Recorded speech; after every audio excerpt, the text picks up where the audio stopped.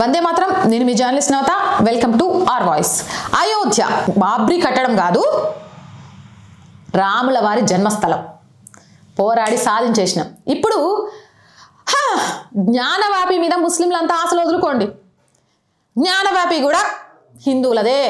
అయ్యో, ఇది నేను చెప్తే కాలిపోదాలకి, కానీ ఇది చెప్తుంది ఎవరో తెలుసా?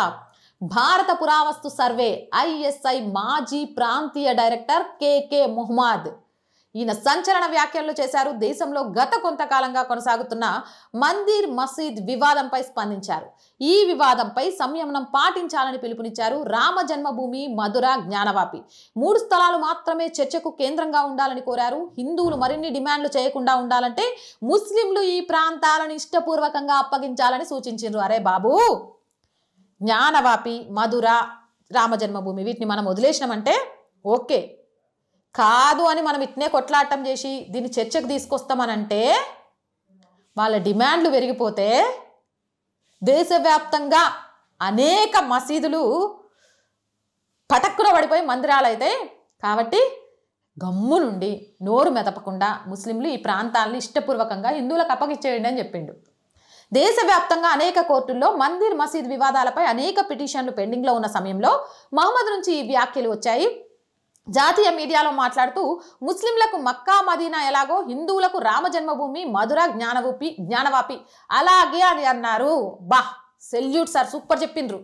1976లో ISI ఉన్నతాధికారి BB లాల్ నేతృత్వంలో బాబ్రీ మసీదు తవ్వకాల్లో తన ప్రమేయాన్ని గుర్తు చేసుకున్నారు. అయోధ్యలో సమస్య చాలా కాలంగా పెరిగిపోవడానికి ఒక కమ్యూనిస్టు చరిత్రకారుడు కారణమని, అతడే పురాతత్వ ఆధారాలను తిరస్కరించాలని ముస్లింలను ప్రభావితం చేశారని విమర్శించారు. మందిర్ మసీదు చర్చపై జాగ్రత్తగా ఉండాలని సూచించారు. రామజన్మభూమి, మధుర, జ్ఞానవాపి ప్రాంతాలను హిందువులకు అప్పగించాలన్నారు. వాదనలు కొనసాగించడం వల్ల సమస్య పరిష్కారం కాదని, మరింత సంఘర్షణకు దారితీసే ప్రమాదం ఉందని ఆయన హెచ్చరించారు. ఐక్యతకు ఏకైక పరిష్కారం ఈ 3 ప్రాంతాలను అప్పగించడమే అని చెప్పారు. హిందువులు ఇతర స్థలాలను వివాదాలుగా చేయవద్దని కోరారు. తాజ్మహల్ కింద ఆలయం ఉందనే కొన్ని హిందూ గ్రూపుల ఆరోపణల్ని ఆయన తోసిపుచ్చారు. అవన్నీ పూర్తిగా అబద్ధాలని కొట్టిపారేశారు. ఈ స్థలం మొదటిగా రాజా మాన్ సింగ్ ప్యాలెస్ అని, తర్వాత దీన్ని జైసింగ్ కు, తర్వాత షాజహాన్ కు బదిలీ చేశారని, దీనికి సంబంధించిన సహాయక పత్రాలు బికనీర్, జైపూర్ మ్యూజియాల్లో భద్రపరిచి ఉన్నాయని అన్నారు. పాపం వణికిపోయింది సాబ్కి. ఈ 3టిని కూడా వదిలేయకుంటే దేశవ్యాప్తంగా ఇలాంటి కేసులు చాలా అవుతున్నాయి. ఇప్పుడు తాజ్మహల్కి సంబంధించి పూర్తి డీటెయిల్స్ తీసుకుంటున్నా. దానికి సంబంధించిన ఒక ఇంట్రెస్టింగ్ వీడియోని త్వరలోనే మీ ముందుకు తీసుకొని వస్తా. అస్సలు వాస్తవాలను బట్టబయలు చేస్తా. ఇప్పుడు అదే చేయబోతున్నారు. చాలా సంస్థలు తాజ్మహల్ యొక్క అసలు కథను చెప్తున్నాయి. ఈ నేపథ్యంలో మనం జ్ఞానవాపిని, మధురను వదులుకోకుండా వీటి మీద సాగదీస్తూ ఉంటే, ఈ సాగదీత ఎక్కువైతే పటక్కున వెనక్కి పడిపోతాం. హిందువులకు అవి అప్పచెప్పేసి ఇక కామ్ కూరుకోండి, లేకపోతే మరింత ప్రమాదం ఉంటుంది, అనేక వాటిని మనం కోల్పోవాల్సి వస్తుందని భయపడిపోతున్నారు. ఏదేమైనా కానీ ఈ భయం మొదలైంది.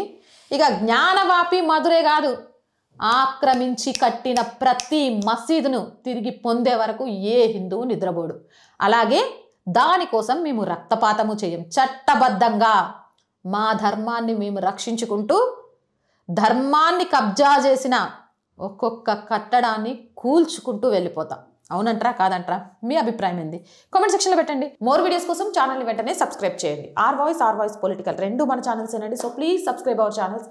కంటెంట్ బాగుంది అనిపిస్తే లైక్ చేయండి, షేర్ చేయండి. ఆర్థికంగా ఆర్ వాయిస్కి చేయుతగా నిలవండి.